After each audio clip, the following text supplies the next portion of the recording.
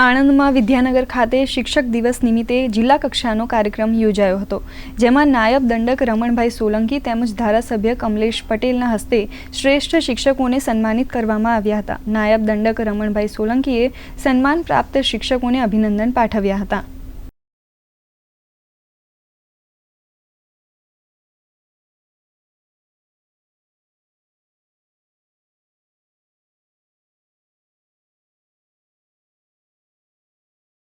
શિક્ષક દિનનો ઉત્સવ ઉજવીએ છીએ।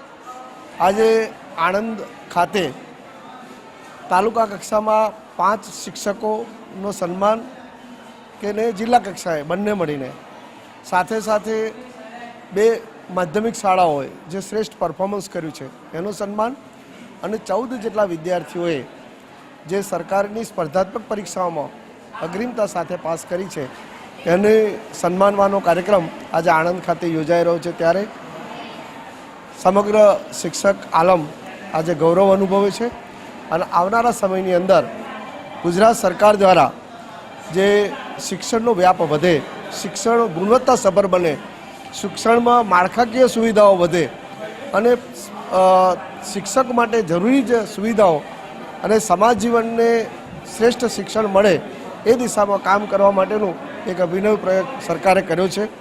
આજે આણંદ જિલ્લાના શ્રેષ્ઠ શિક્ષકો, તાલુકાના શ્રેષ્ઠ શિક્ષકો, શ્રેષ્ઠ શાળાઓ અને જે દીકરા દીકરીઓએ સારું પરફોર્મન્સ કર્યું છે એને સન્માનવાના કાર્યક્રમમાં ઉપસ્થિત રહેવાનું સદભાગ્ય પ્રાપ્ત થયું। એ બદલ શિક્ષણ વિભાગનો ખૂબ ખૂબ આભાર। અને આણંદ જિલ્લા માટે ગૌરવની એ પણ વાત છે કે આજે આણંદ જિલ્લાનું એક નાનકડું ગામ વડદલા પેટલાદ તાલુકાનું એના શિક્ષકને આજે પરમ આદરણીય મહામહિમ રાષ્ટ્રપતિજીના વરદ હસ્તે રાષ્ટ્રપતિ એવોર્ડ પણ પ્રાપ્ત થઈ રહ્યો છે, એટલે આણંદ જિલ્લા માટે પણ આ ગૌરવની વાત છે।